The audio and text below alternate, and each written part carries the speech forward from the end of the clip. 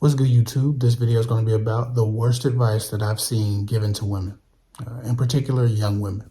Before I start this video, I just want to let everybody know that my 3-month coaching program is back for singles and couples. Whether you're in a relationship or a marriage trying to save it and avoid breakup by reconnecting with your partner, or you are single, tired of mingling, and just don't feel confident about your relationship and dating IQ, my 3-month program may be right for you. Now, if you know you need a full contact, unlimited coaching experience to either save your relationship or establish a healthy dating life as a single person, text the word love to 614-254-6633. Again, that's 614-254-6633. Text me and set up a free call to see if this program is a good fit for you. Space is limited, so text me before it's too late. Now onto this topic. The worst advice that I see given to young women in particular is this idea that you need to go to college, finish college, chase a career down, climb the corporate ladder, become a CEO or some level of success, whatever level of success you want to attain, and then look for love. That way you don't need a man when you get there and you're completely independent and all of these other, I think, faux empowerment ideas. That's terrible advice for women. It's good advice for men to a degree, but it causes some damage in how men handle it. But I know it's terrible advice for women. It's because selection isn't based on a woman's success. She doesn't gain anything in the way of her value to men or relationships by being more successful when she starts to actually chase those goals. She's only lost time and lost youth. And no matter what a person tells you, men do not select women based on how successful they are or how much they don't need them. That's not a thing. Not widespread anyway. It's not the way men work or the way men select. It's the way women select. It would be amazing advice to tell a man that, because men's choices and the quality of women that they can have or the level of beauty that they can acquire in a woman largely is affected by what they bring financially, how successful they are, the status that they might have, the things that they've acquired. Those things are all signifiers of survival probability, right? So success, trinkets, assets, those types of things help a man find the type of woman he wants, right? The most beautiful woman, the most desired woman. Generally takes the most desirable man. And to become that, he has to go to college, find himself, figure out who he is, gain status in the corporate arena or in the professional arena or the business arena or whatever he wants to do for success.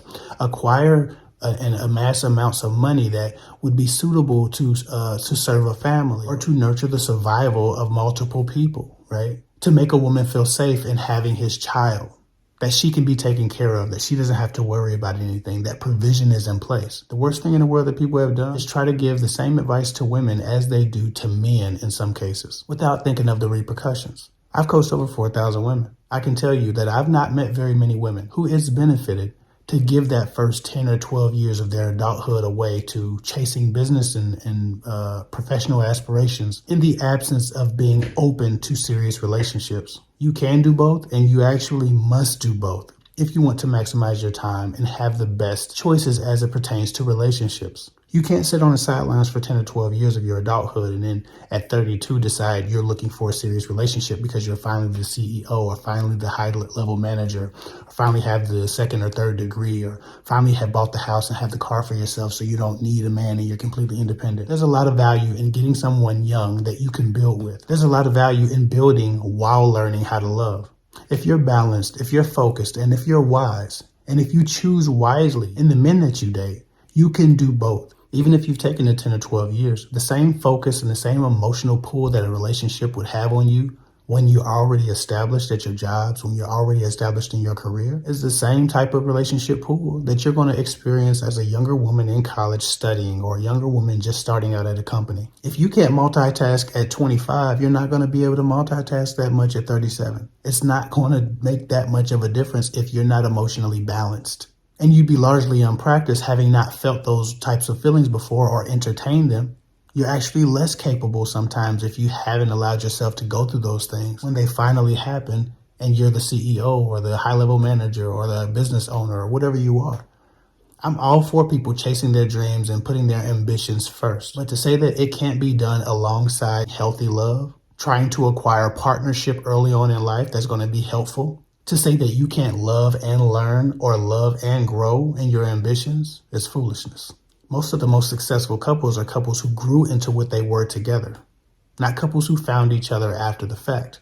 The level of loyalty many women are seeking, many women are hoping for, most people are hoping for, requires a lot of times an observance of a person's dedication to the relationship, rain, sleet, hail, or shine. We always hear about fair weather friends, but then we present fair weather relationships. There's a reason men don't trust women who only date guys with money, and it has nothing to do with whether or not they're broke. It has everything to do with their perception of loyalty or commitment. Quiet as it's kept, this is what happens when women put their goals and their ambitions and everything else in front of allowing themselves to fall in love or find a man in the same moments, or having a hoe phase, or being young and having fun and doing everything in the world that just takes time away. Women go to college, they do the young thing, they have fun, they enjoy themselves, they seek pleasure. They also chase their ambitions, grow at their companies, meet their goals. At some point, they become more aware of their age and the lost time. And they find themselves competing with 18-year-old waitresses who haven't done any of those things for the same men. I know doctors, lawyers, engineers, computer scientists, rocket scientists, psychologists, heart surgeons, and everything in between. Very successful women, smart, beautiful, fine, who are literally competing with young women who work at hot dog stands and sweep floors. Because men don't see any of that as valuable. It is not the thing that they select a woman for. Wasting those first 8 to 12 years of your adulthood avoiding partnership so you can be successful can ultimately cost you any goals of having a family or a healthy relationship in the future. Just like men like virgin women because they're untainted. A lot of value is lost in the unawareness that a man who's not experienced a lot of relationships and has dealt with a lot less women can be a lot more healthy and open to functional love. You want a man who's emotionally as virgin as possible, who hasn't attained the bitterness and the frustration, the disdain or the disrespect for women that time often allows, that toxic programming often allows, that society often allows. Just like men want a woman who's untainted sexually. You can do both. You must do both. Chase your career, meet your goals, get your degree, but also find somebody who's a healthy partner. Also find somebody who wants to love, who has an ambition to also love and have a family. You don't have to start the family, but you can definitely find a partner that you can grow with in parallel to each other, both chasing each other's goals, supporting each other, building up with each other. You don't have to mix finances or start a codependent relationship. If I'm giving a young woman advice, it's only entertain wise men who are seeking wise love. Chase your dreams, attain your goals at the same time as you discover yourself in healthy enough relationships. If you're not capable of being a girlfriend and also being a student, then you don't have enough balance. And you're not going to have that balance if a man enters your life at 35, most likely. You've been unpracticed. You haven't even explored those feelings with someone because it was against the rules. If you're incapable of being focused, of being in a relationship and also being at work or functioning at your job or at school, you have a bandwidth issue because one day you might be a mother and a wife and still be an employee. Learn to do both early on so that you can seek men who have been less tainted, less damaged, become less toxic, less sexist, less misogynist, have been through less crap, less disappointment. Just like men say older women are tainted, they've been through too much, they're toxic, they allude to women being ran through and things of that nature. What they're saying is the experience, life has been too hard on them. And so now they're stuck in their ways. They have these habits, patterns, practices that aren't necessarily good for me, don't serve the type of relationship I want, blah, blah, blah. As much as a man might be more desirable because he's more successful when he's older, understand that he's also going to come with a lot of taint, a lot of staining, a lot of smudges, which make him less capable of being a healthy partner a lot of times. So when you are 32, 34, and you're finally ready for a relationship, you can't find a man of the mindset that's healthy enough to rear a child, or mix finances with, or believes in marriage, or wants to settle down, or who only sees what you do and what your title is, or who feels threatened and wants to compete, or who doesn't have 2 babies' mothers and a divorce already. The options are less as you get older, not more. So take advantage of the bright-eyed, bushy-tailed, happy, ignorant, open to love young people that you will meet in your youth. Because the older you are, the harder it is to date, not easier. And the more established you are, the more stuck in your ways you are. And oftentimes, the more incapable of healthy love you become. Having learned that every relationship up until 30 or 28 was temporary, you gain a lot of skills for walking away from problems instead of solving them. Escalating conflict instead of de-escalating it. Treating people in relationships like they're temporary because they have always been. And you have always been temporary. Yes, you have your money and your career to fall back on. But healthy love becomes much harder to attain if you put it off for the first 8 to 10 years of your adulthood, like instructed by a lot of women. To be honest, out of the 4,000, at least a third of those were women whose biological clock was ticking, who were afraid that their options and their time was running out to have a child. The vast majority of them are very successful, but they put one dream in front of the other instead of learning how to do both. You wouldn't believe how many millionaire women I met that are competing with waitresses and women who don't work. Nothing being wrong with that. The stage you are is just a snapshot in your life. If you told them years ago that you're going to work this hard to develop yourself this much, and it wouldn't even be considered in the selection process that a man would have, many of them probably would have done a little bit more multitasking, a little bit more serious dating while they were getting their degrees, not realizing that it makes you harder to blend with, more desperate, more anxious, and oftentimes overqualified for the types of men who will seek you out as a successful woman. I meet a lot of successful women who have guys chasing after them. They can't go anywhere without men wanting them, but it's not the type of guy or the caliber of guy that they want. At this point in their life, they have to find a guy who's above them slightly. At this point in their life, they want to be inspired still, but they're so high up, it's lonely at the top. Most of the successful men are enjoying themselves with young women and trying to start families with them. On top of the skill sets and sometimes the hardness that a woman develops in becoming very successful, especially in male-dominated societies and professions, they're a little bit less sweet, a little bit less malleable, a little bit less nurturing, a little bit more masculine to a degree, a lot less flexible, more rigid. Most don't have the time to give to a relationship that a man is hoping to get from a woman. So while your biological clock is ticking, you're being told no everywhere. And if you're not being told no, you're being told yes. You're being chased down. You're being pursued by men who you'd have to take care of, or you'd have to inspire, or you'd have to grow, you'd have to develop, which takes away from your sense of womanhood sometimes. Makes you feel like the man in a relationship and leads to you having less respect for the man who chose you.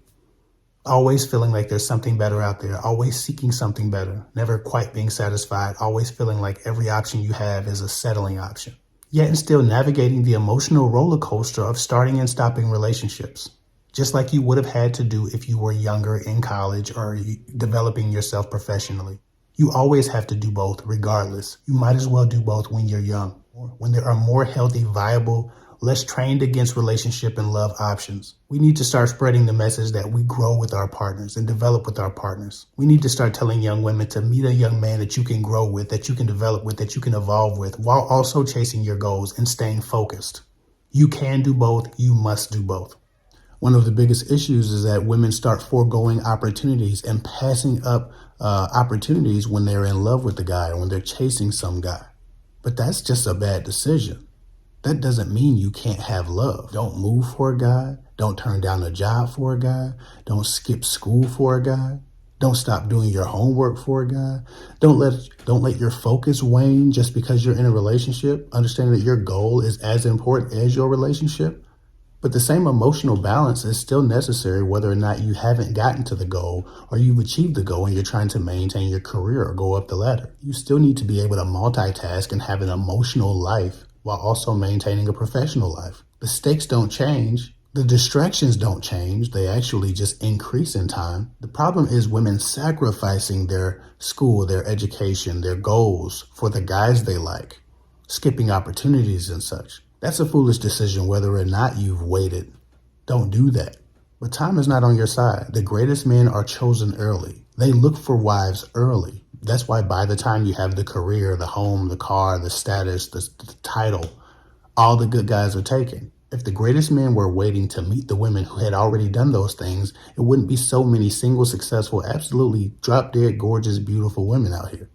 Yes, there are a lot of handsome, high-value guys out here, but notice what women are getting from them.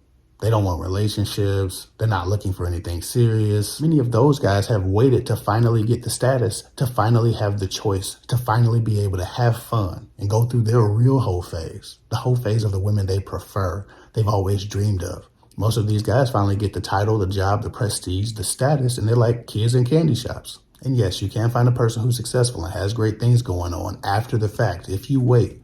But there are a lot less options for you. They're a lot more tainted. There's a lot more baggage. The value of building with your partner without compromising your goals is understated. I don't know what happened to the idea of building with a partner, but it needs to come back.